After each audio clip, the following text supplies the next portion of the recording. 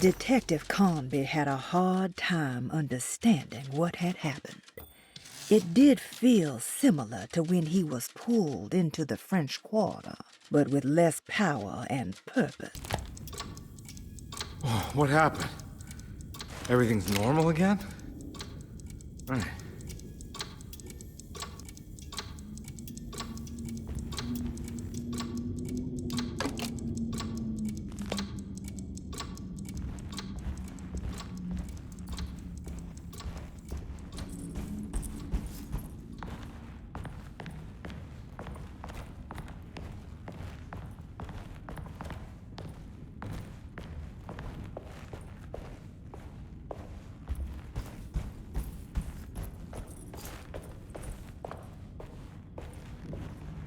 I need the key.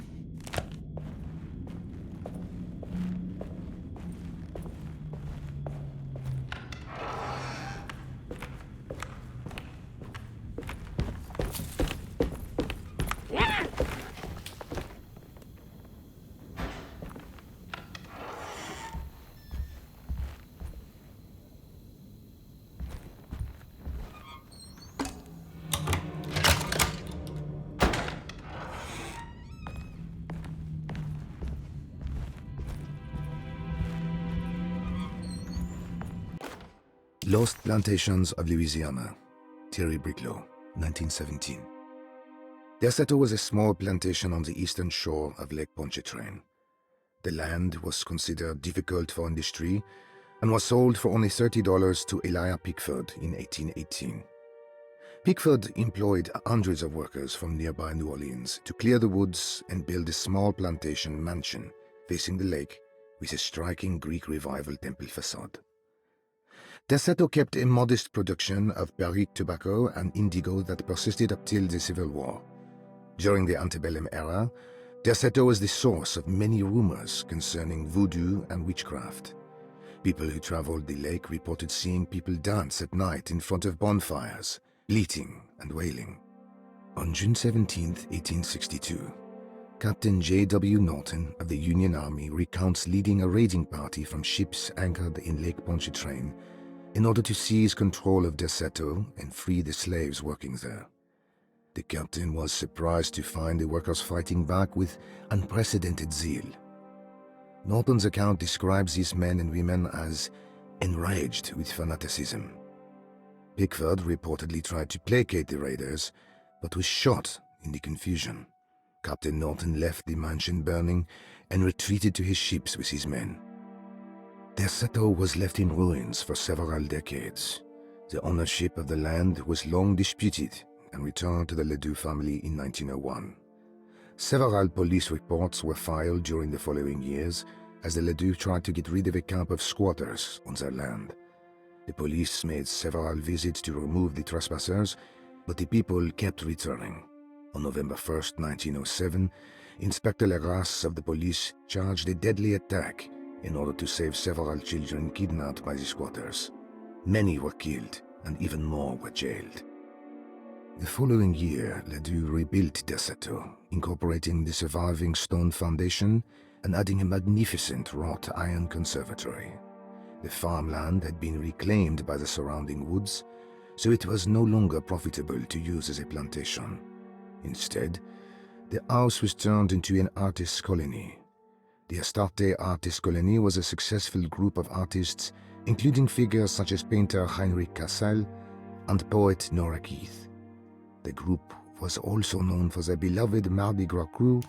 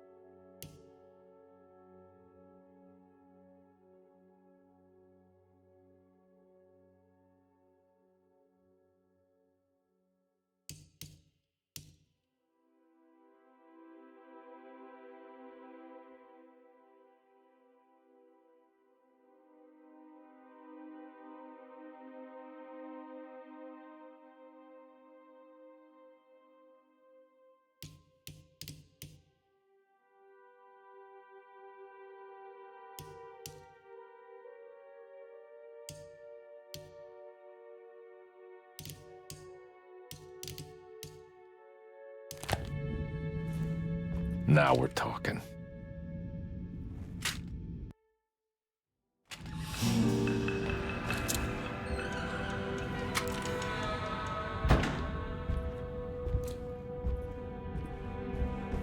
It's wedged shut.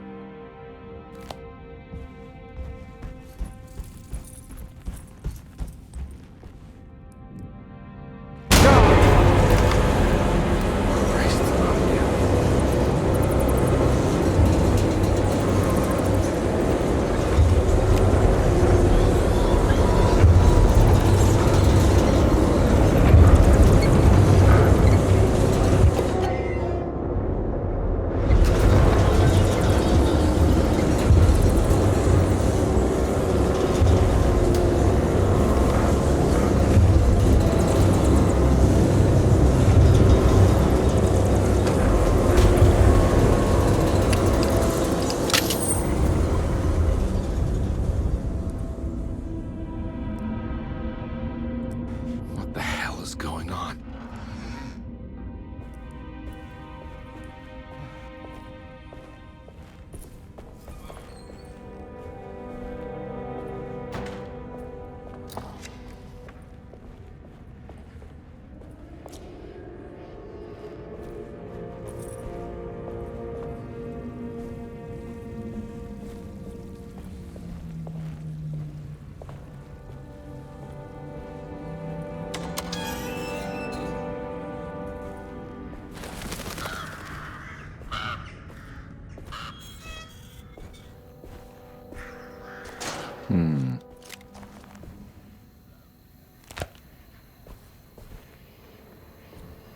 Huh.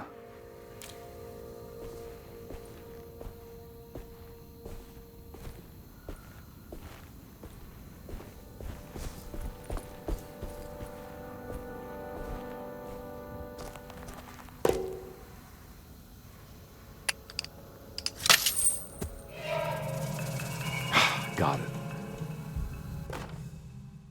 Okay.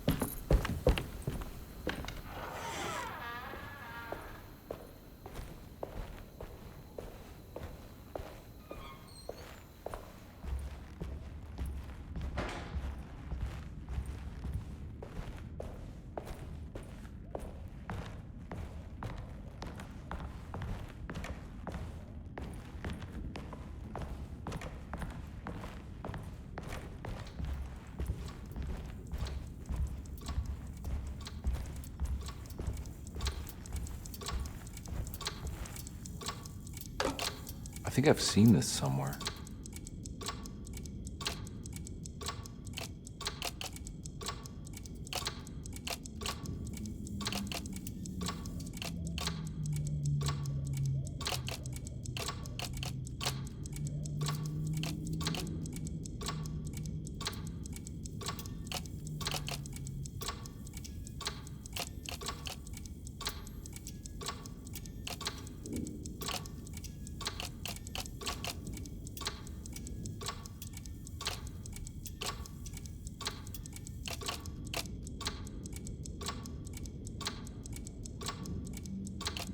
There was something in the commonplace book about this.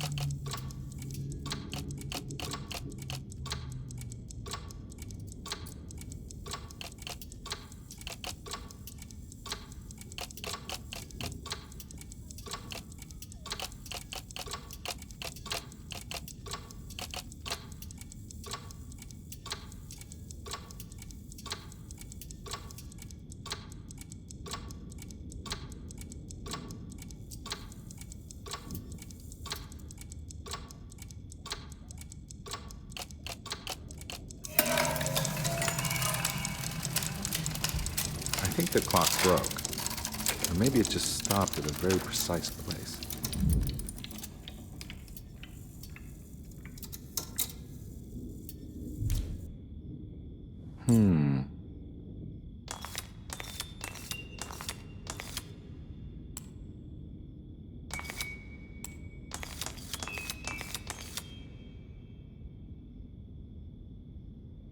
There's a picture in the black glass. It's showing me something. It's the hallway outside Jeremy's room.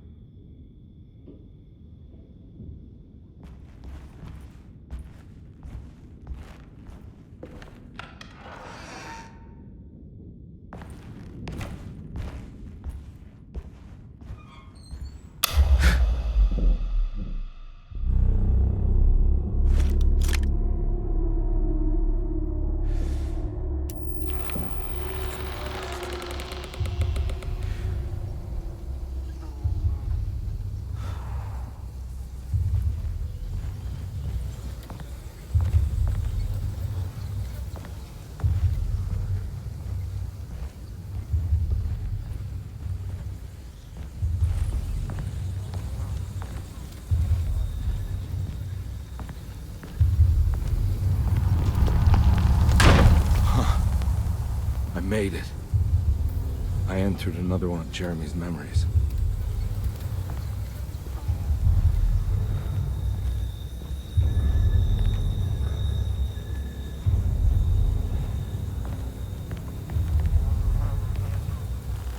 Ugh.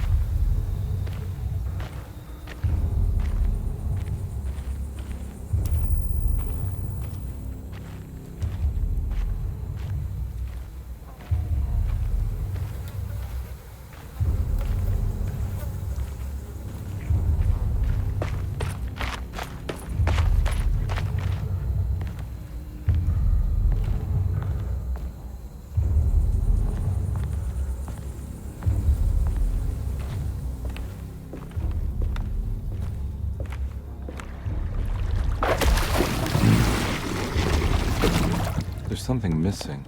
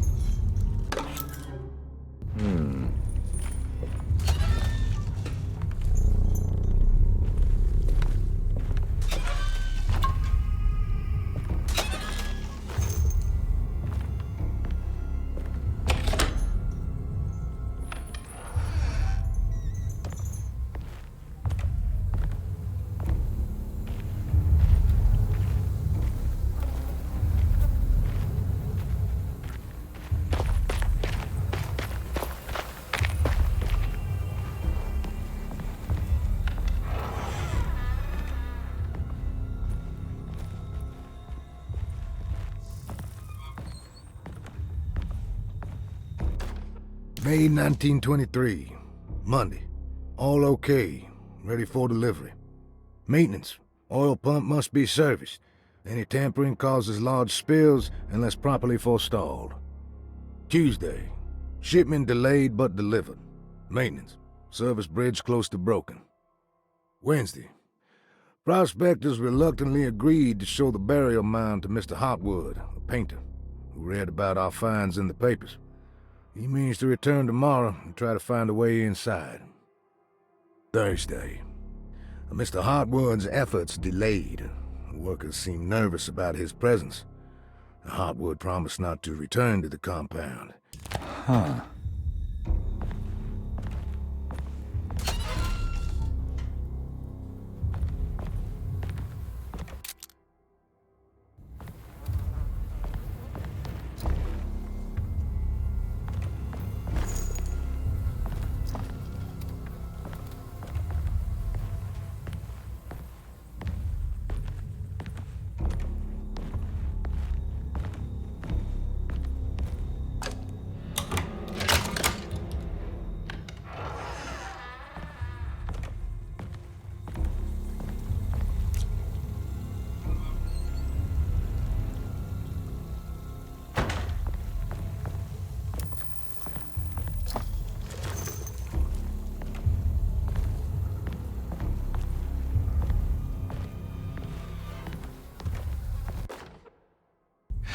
Got it.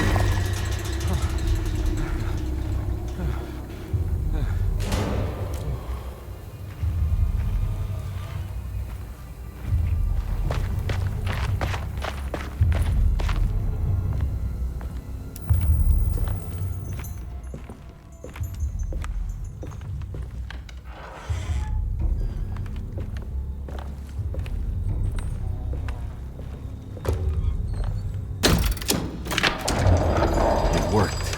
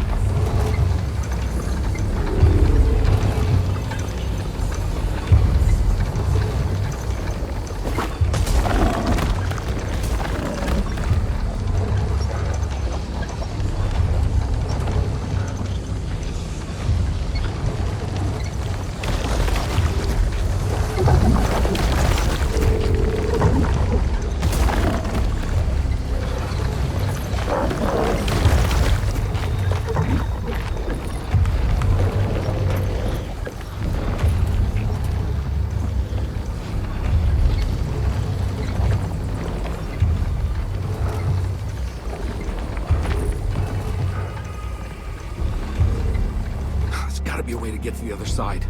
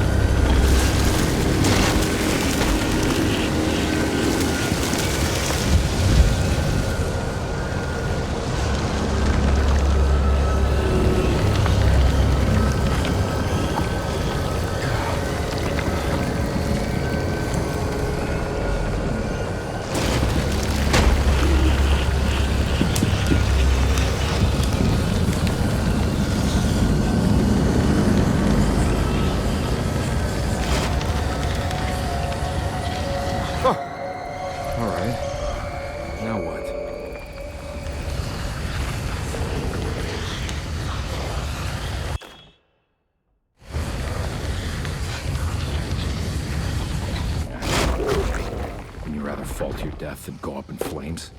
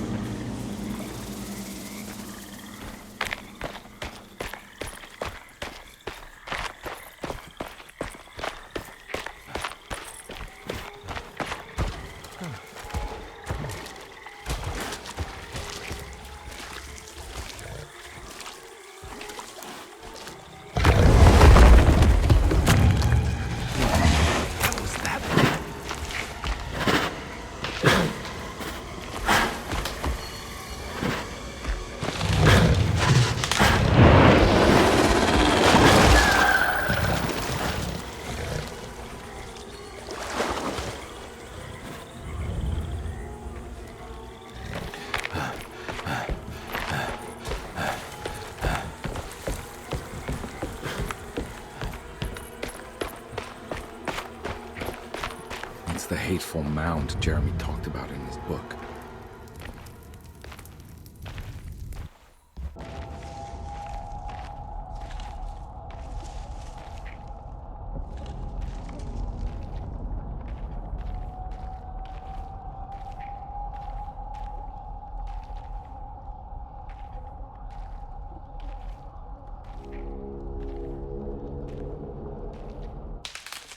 Don't come any closer.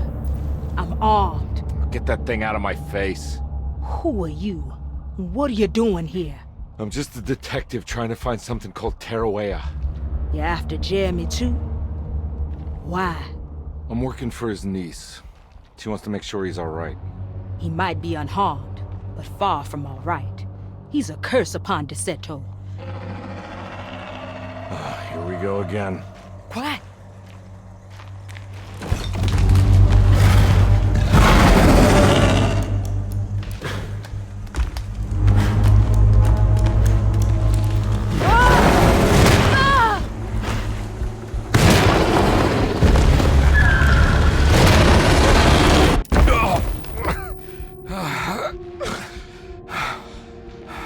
Oh, Christ in heaven.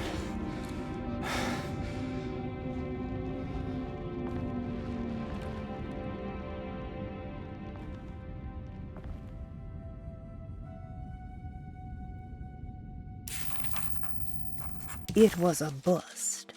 The oil rig and the hateful mound led him nowhere closer to finding Jeremy. Conde was sure he had struck gold when he found Jeremy's bag, but it was just a trap set by Lottie, another of Derceto's orderlies. Things got out.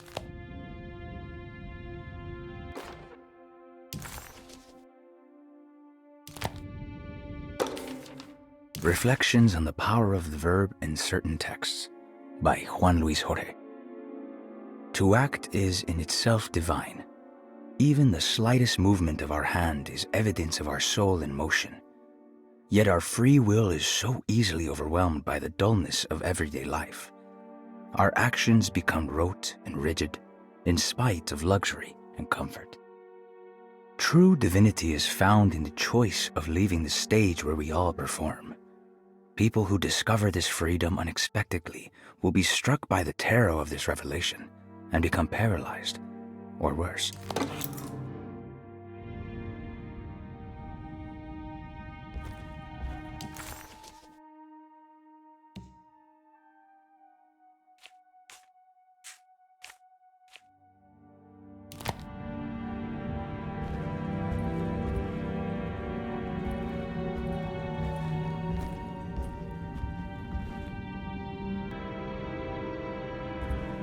It's wedged shut. It worked.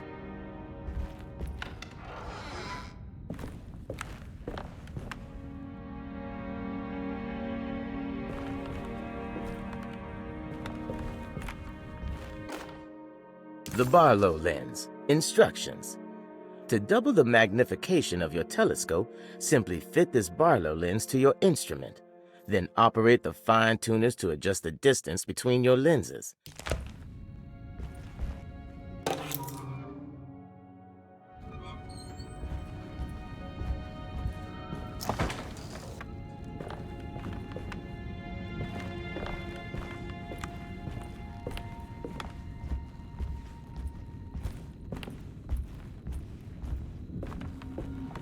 I don't think I have everything I need.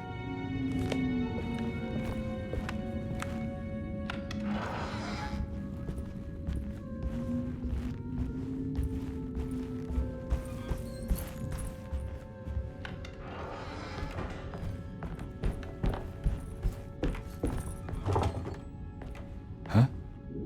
What?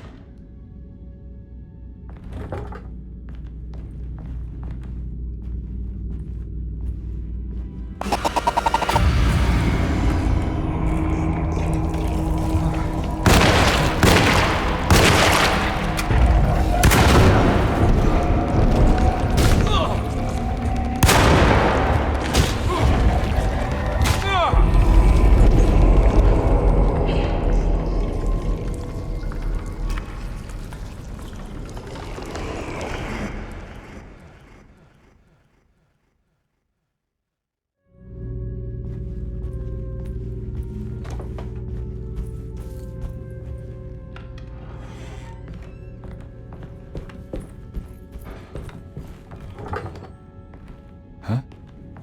What?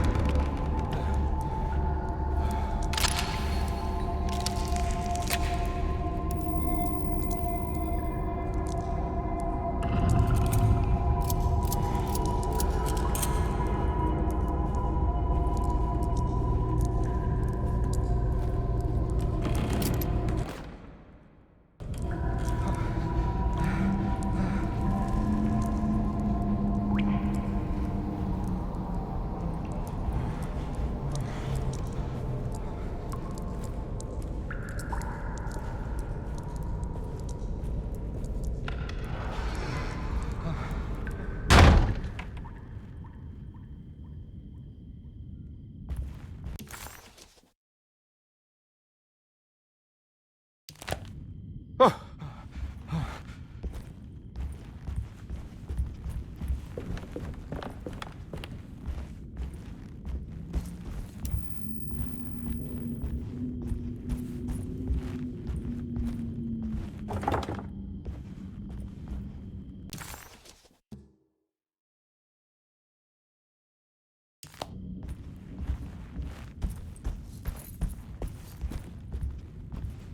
It's wedged shut. It worked.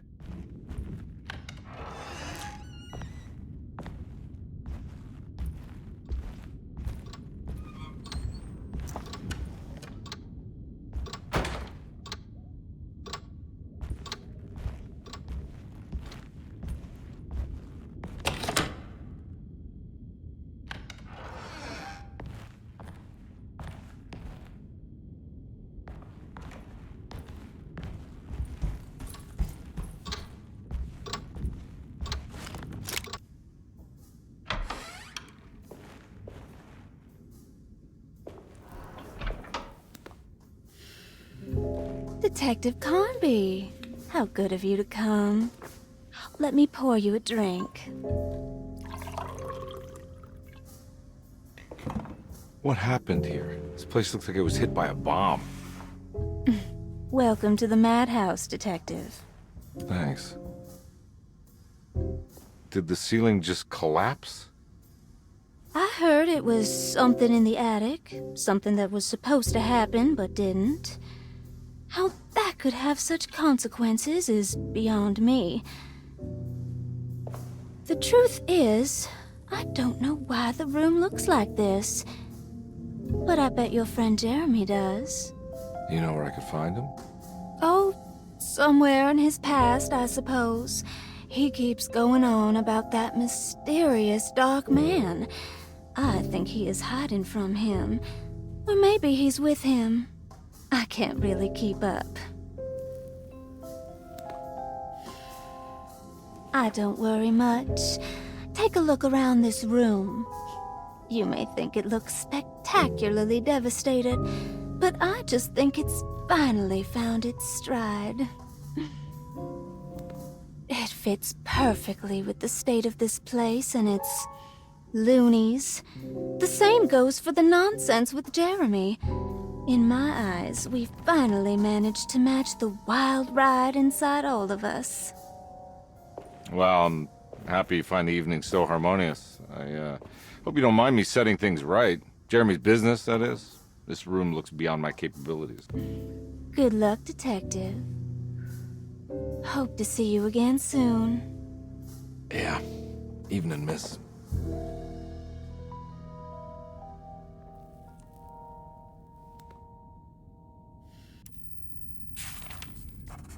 Ruth seemed like a handful. Her talk about Jeremy and the dark man made it sound like she might know something.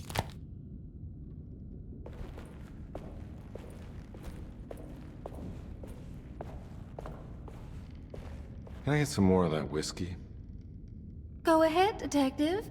I don't think I can stomach any more anyway.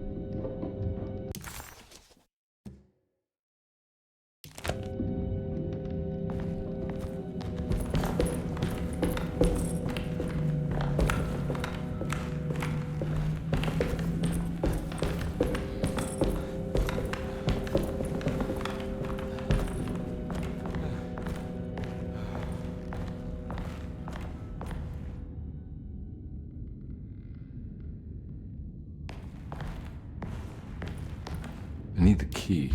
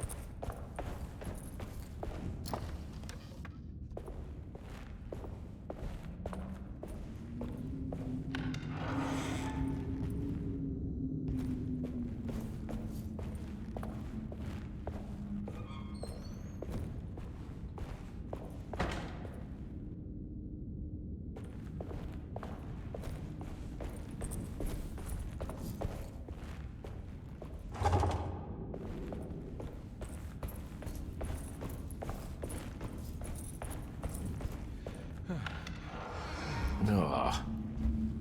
There's more of that aggressive rot. On the commonplace of evil,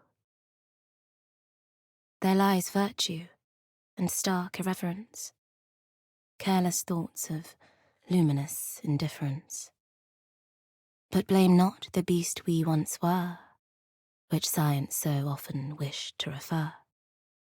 Not the wicked full of sin. It is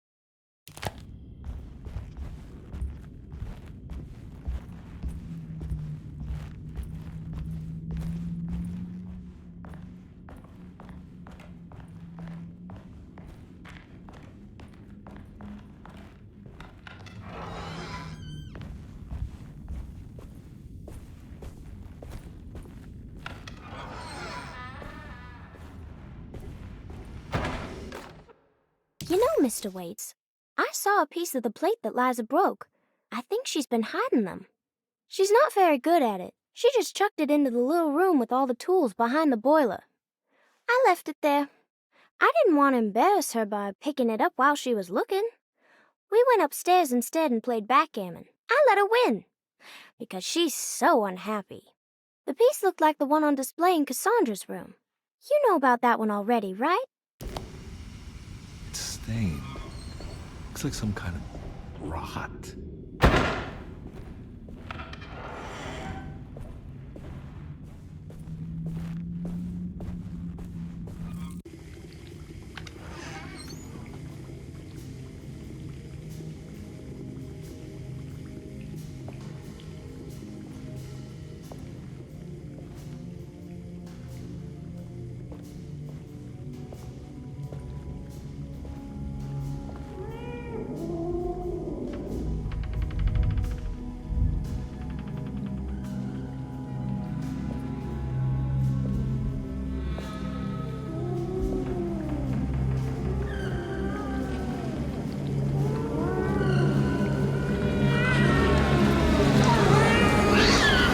What are you doing in my kitchen? I assure you. I'm sorry. Promise you. Mr. Hartwood I is was just nowhere looking near my for- kitchen, and neither should you be. Don't make me I didn't kick you mean out to- of this house. Sorry. Now get out! Yeah.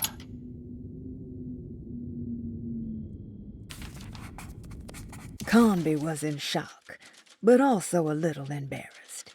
The housekeeper was furious to find him searching through the kitchen and had run him out of the room.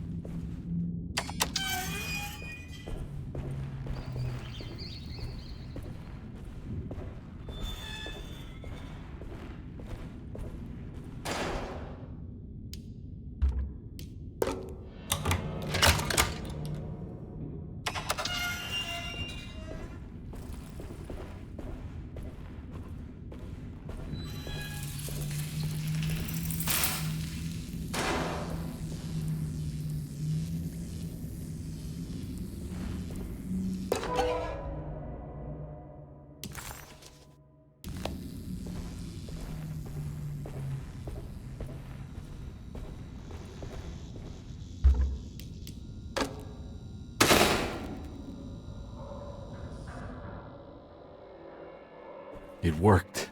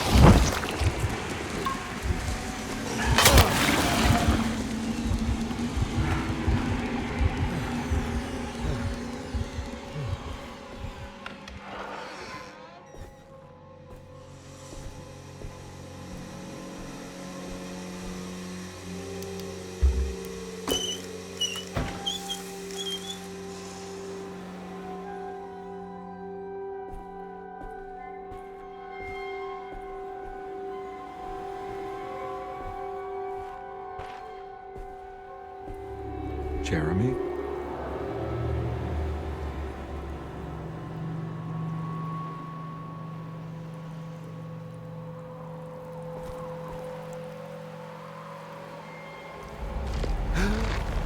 What the hell is going on?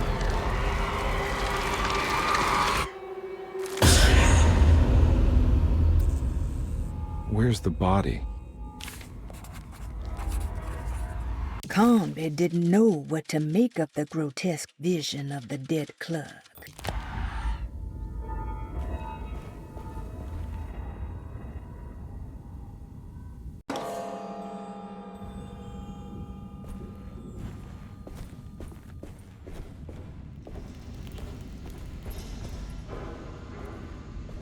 It's another plate for the talisman. Like the other one, it's broken and missing some pieces.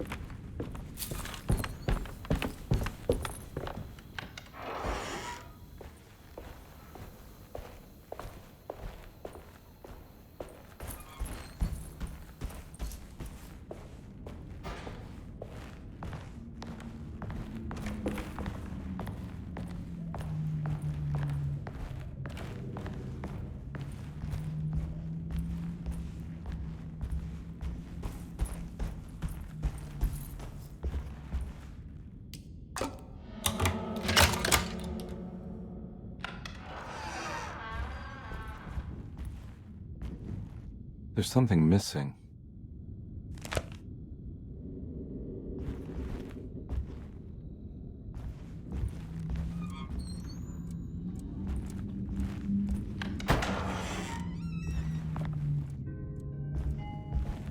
This must be that kid's room.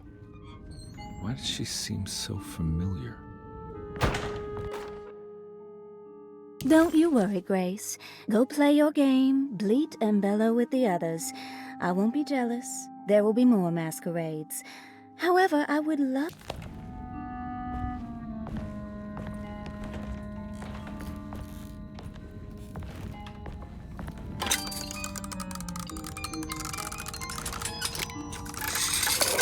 Huh.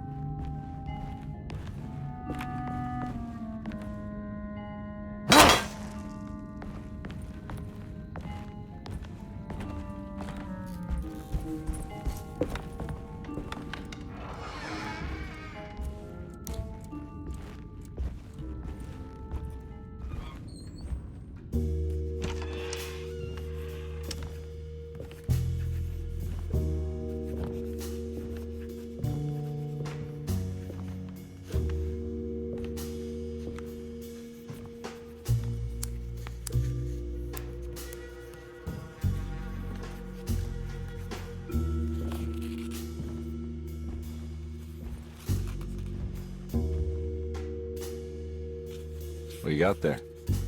You drawing something? Nothing special. I'm just bored. Do I know you from somewhere? I remember you, Mr. Conby. From where?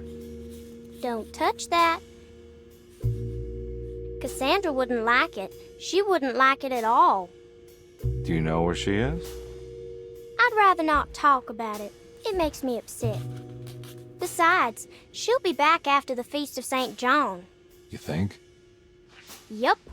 It's all on the page, Mr. Conby. And many of them that sleep in the dust of the earth shall awake, some to everlasting life, and some to shame and everlasting contempt. All right. I'm gonna go now, if that's okay. I don't like to stay too long in the same place. Mr. McCoffey might find me. Hey. Is he mean to you? Not everyone needs to be saved, Mr. Conby. You should know that by now.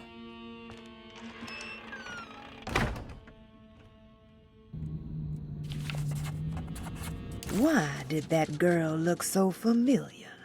Detective Conby just couldn't quite remember. His last few years were clouded by a drunk... Miss Beauregard, I picked up your medicine at the post office today. As you understand, it needs to be administered by the orderlies for your safety.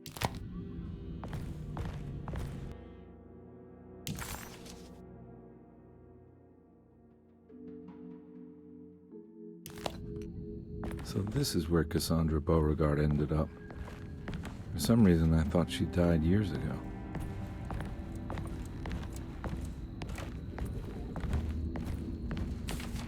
There's more of that rot again. Like it's guiding me to do something. But what?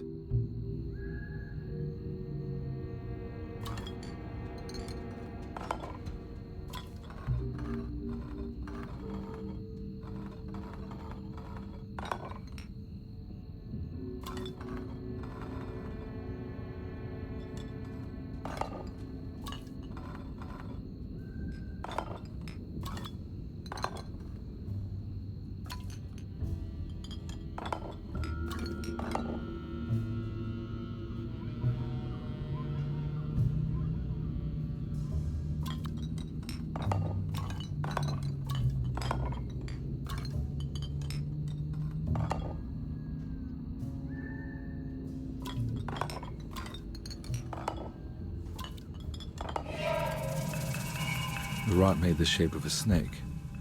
There must be something important to find here. Maybe it has something to do with the numbers on the labels.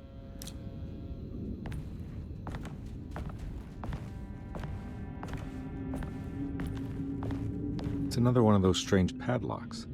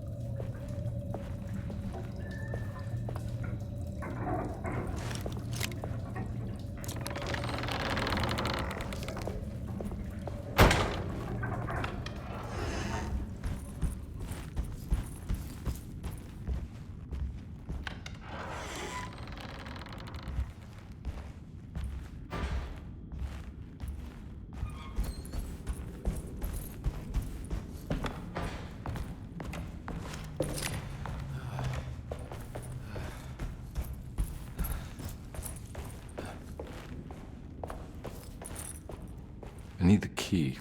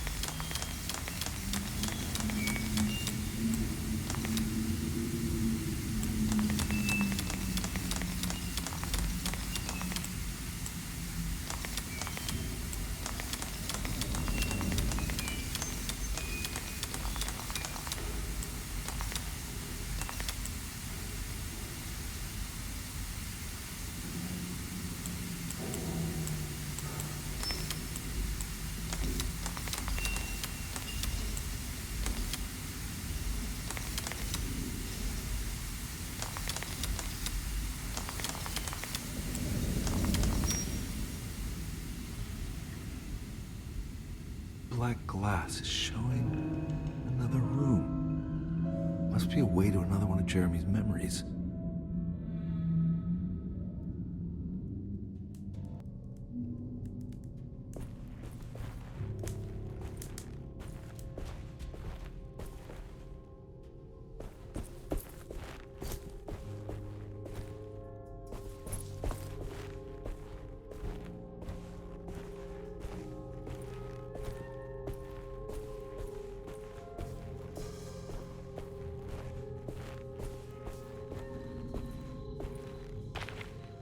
I knew it. I knew it would work. You're getting good at this, Carnby. The odious stench of a flooded cemetery caught him off guard. It was one of the many things that clued Detective Carnby in on that this place wasn't the real thing. This was some nightmarish surrogate. Maybe a little too good at this.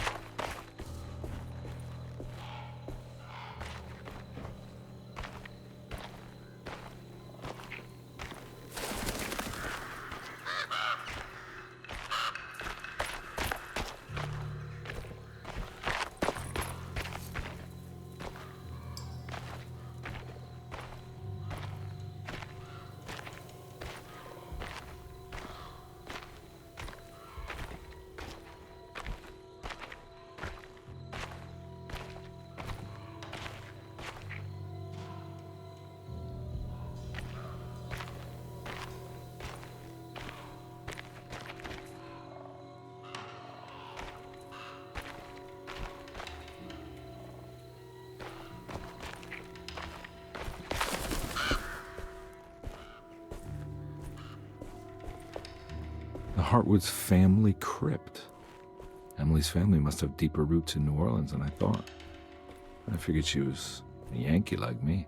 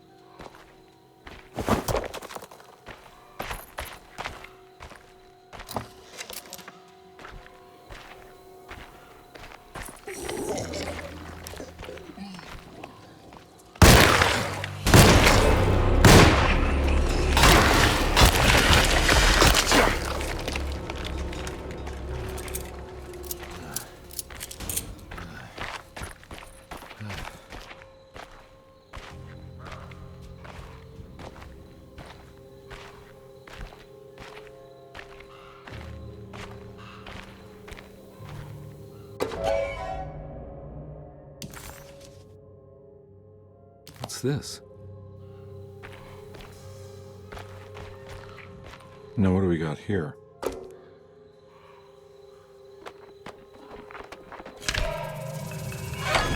Got it.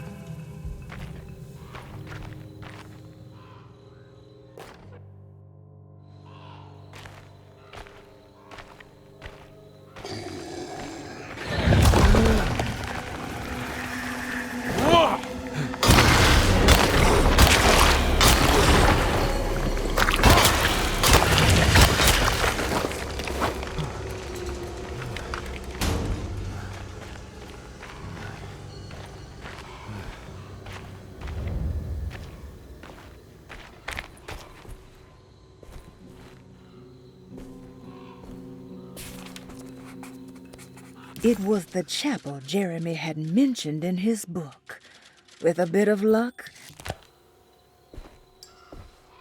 Jeremy sketched this chapel in his book, so it must be important. Looks like I'll need more medallions to open it, though.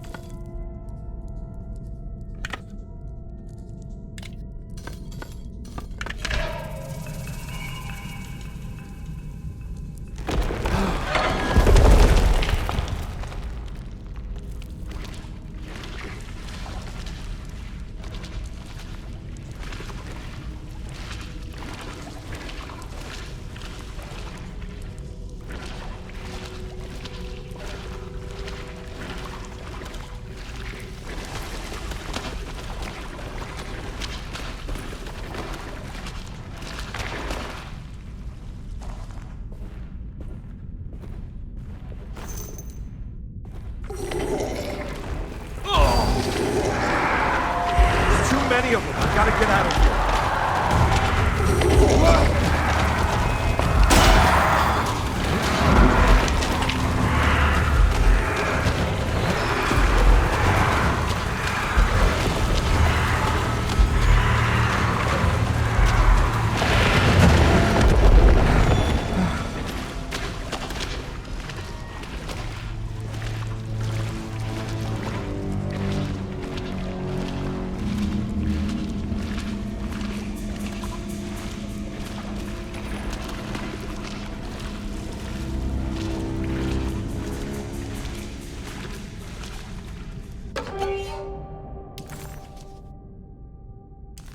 What do we got here?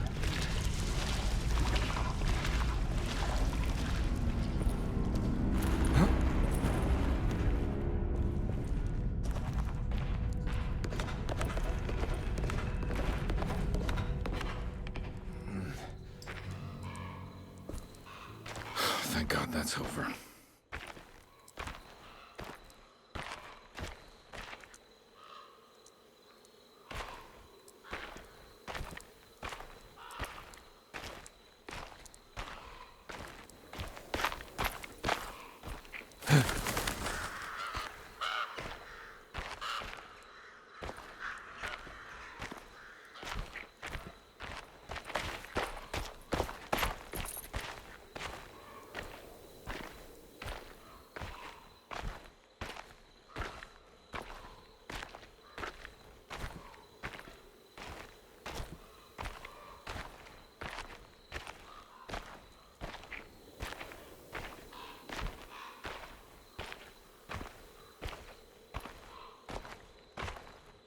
This doesn't look good.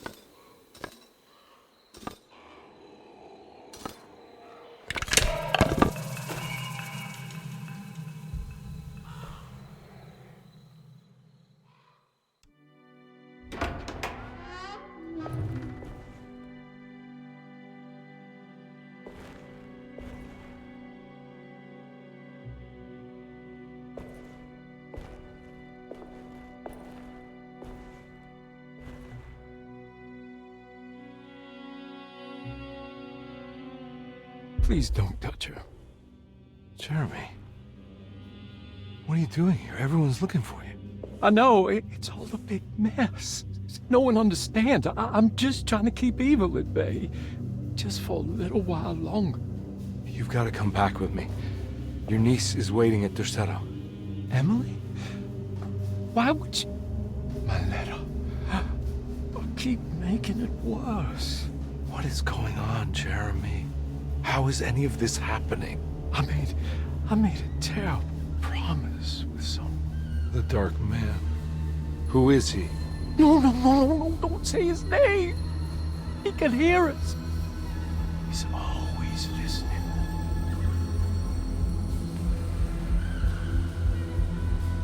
Jeremy, I need to understand what is going on. I promised him everything. When the sun rises, I will be chained in his sunken desert temple for an eternity. But at least the evil about to awaken in Derceto won't harm anyone outside of that cursed place. You're acting crazy, Jeremy. I want to help. There's nothing you can do. And what's all the business about Teruea? Why did you want to go there? Well, I can't go there. Not allowed. But you wanted to. Can I go? Tell me, will it help me to break your pact? Is there something there that would help? Why would you give me hope? That's so cruel. Okay, sounds like we're onto something here. What should I— Look out! Behind you! Run! Don't let him take you!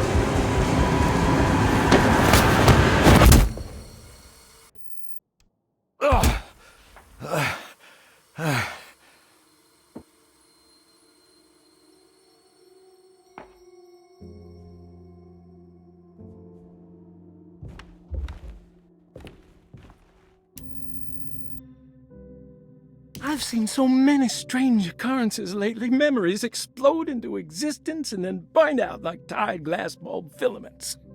Dreamscapes crash down from the stars and sink into the sea.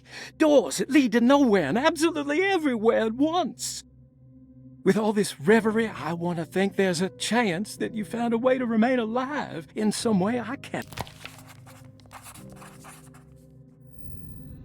Jeremy didn't want to be saved. He felt the need to honor some deal he made with an entity called the Dark Man. Conby wanted to think it was ridiculous, but a brief encounter with that unbearable gloom had shaken him to his core. Conby had seen a lot of bad things in his life, but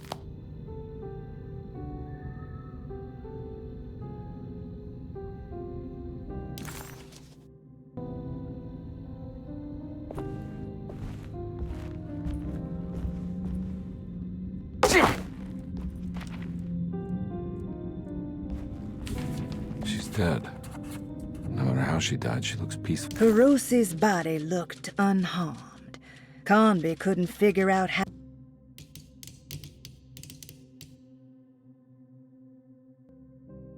Wow.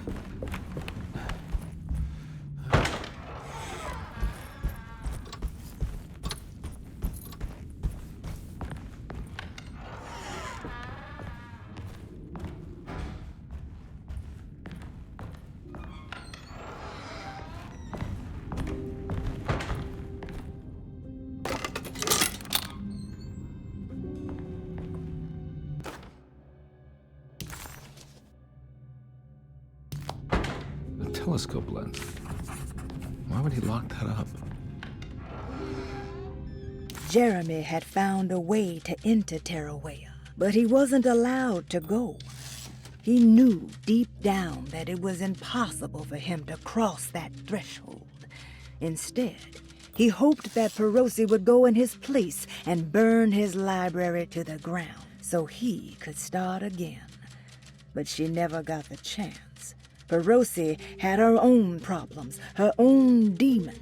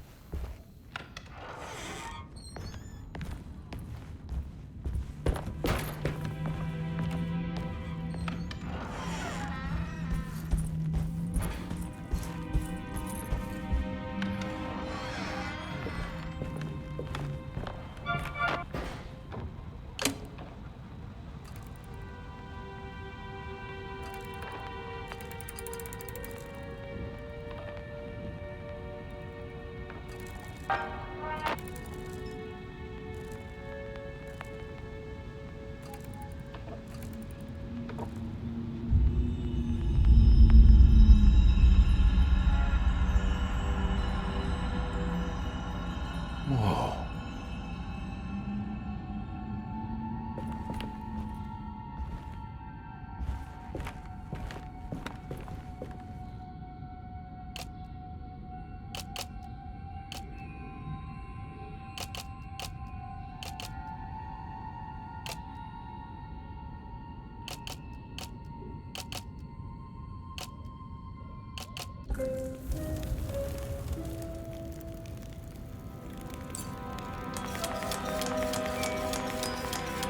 Whoa, what's going on? It's dialing in something all on its own and it's showing the way to another memory? Where is that?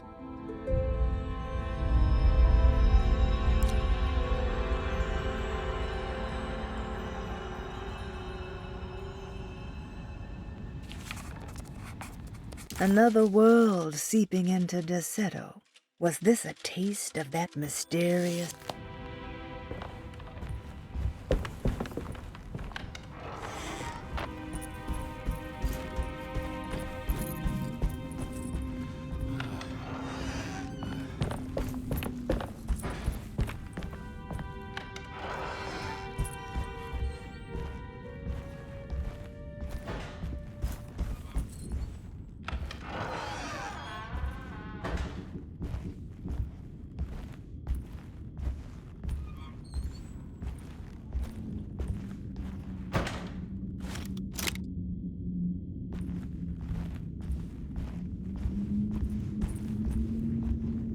Here we go.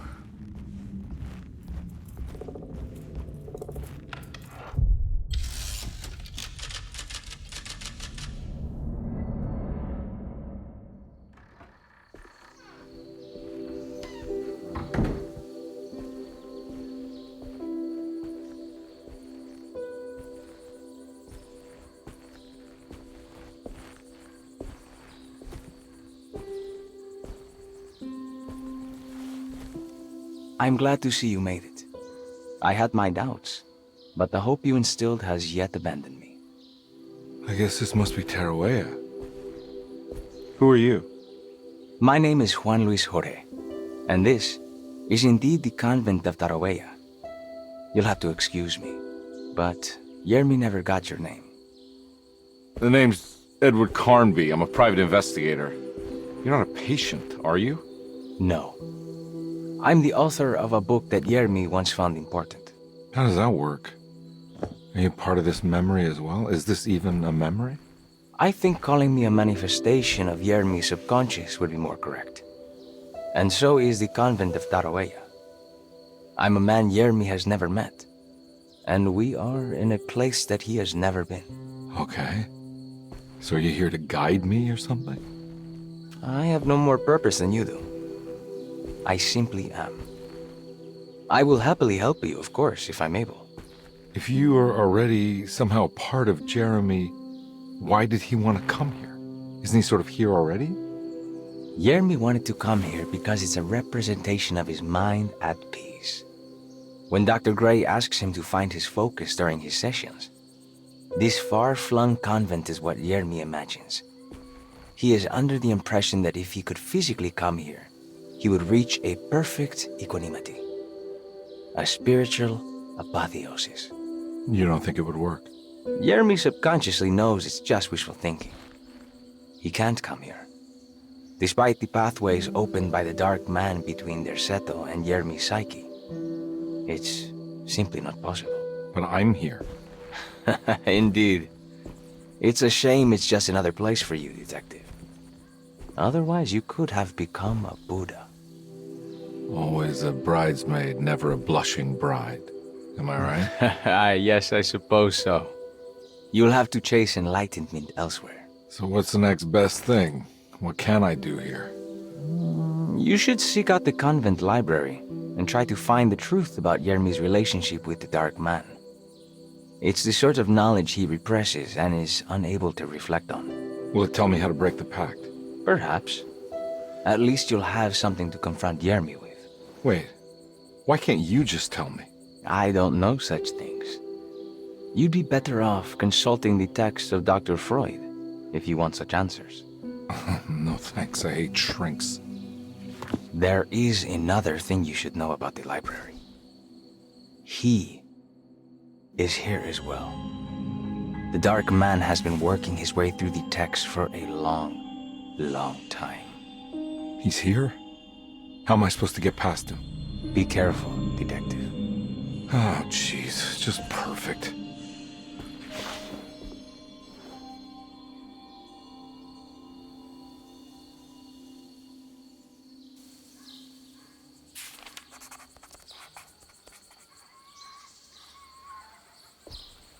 Conby felt confused by the pleasant nature of Tarawea.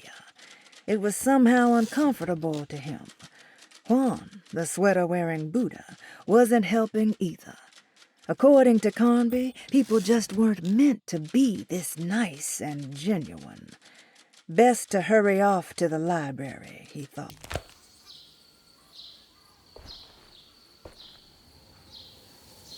You have any advice on how to deal with the Dark Man?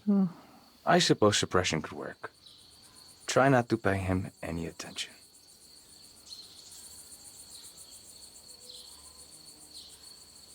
I know you said Jeremy's never been here, but does this place exist in real life?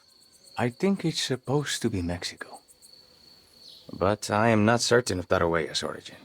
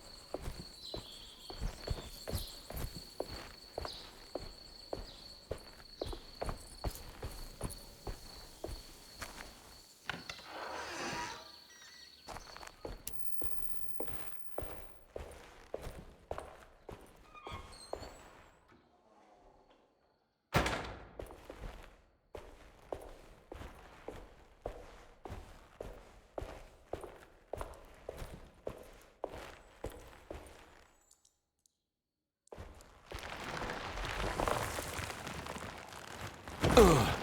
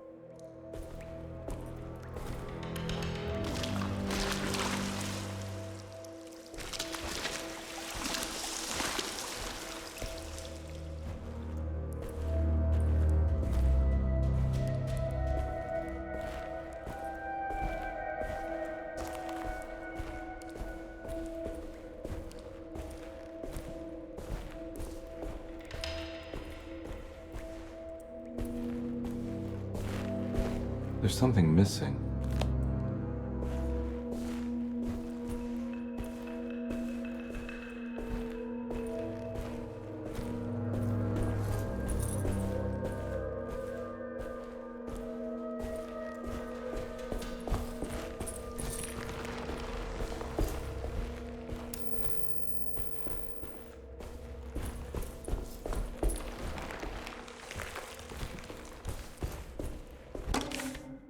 The great library was endless, beautiful, and terrible. An Akashic record for the universe inside the mind of Jeremy Hartwood, now corrupted by a story forced upon him.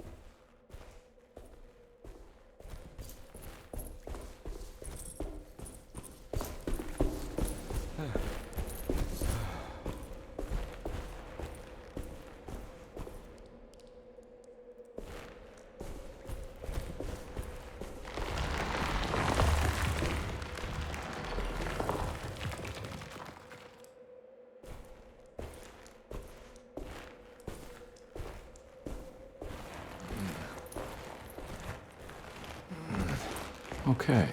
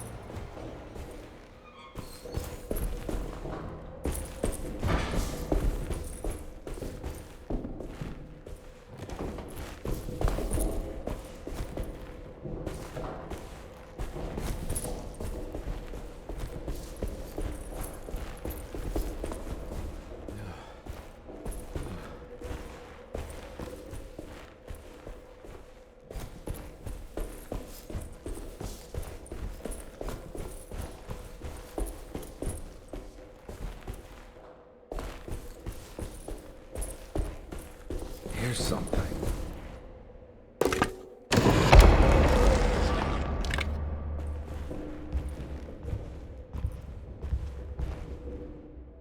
It was in the hot autumn that I went through the night with the restless crowds. He was a kind of itinerant showman who held forth in public halls and aroused widespread fear. The New Orleans address of the event is lost, but I remember distinctly the Prext Shipping Company pressing their contribution. Hey.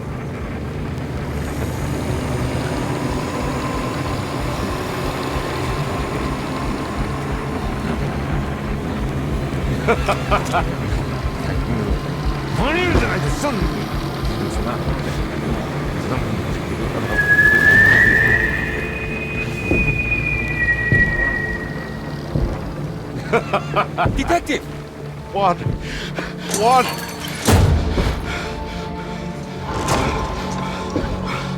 I hope you found what you were looking for. I fear there is no going back.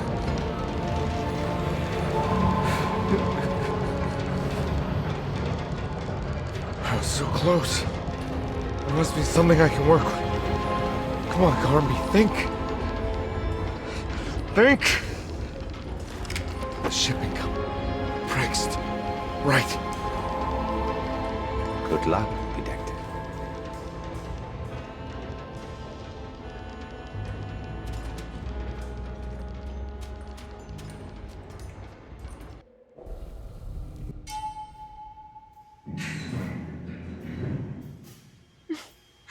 Well, thank God you're here, Detective.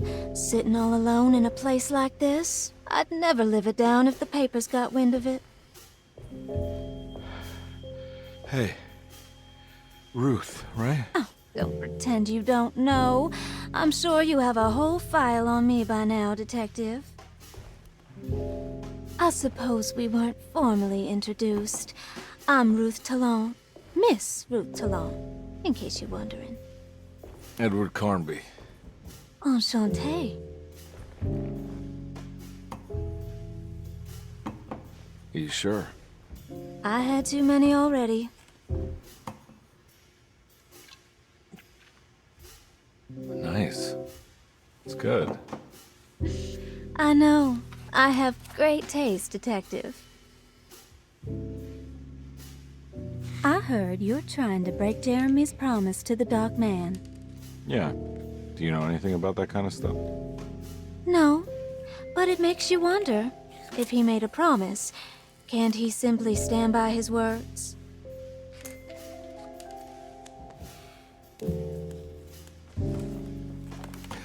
Look, I'm just trying to get Jeremy out of a bad deal, so he'll come back with us to New Orleans.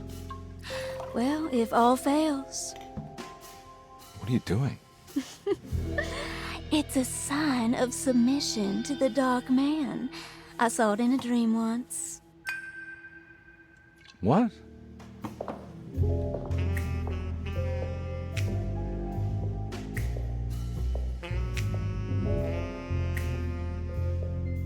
You don't know the Prext Shipping Company by any chance? I do. They made big money during the war. Their waterfront office is just over there. How did you do that? Do what, Detective?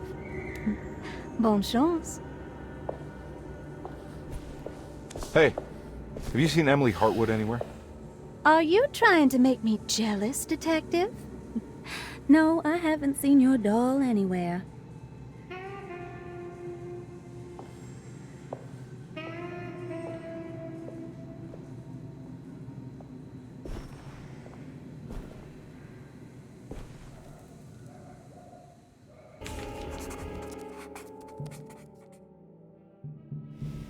Somehow, Carnby was back in New Orleans, close to the docks.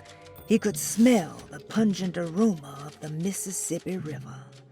In front of him was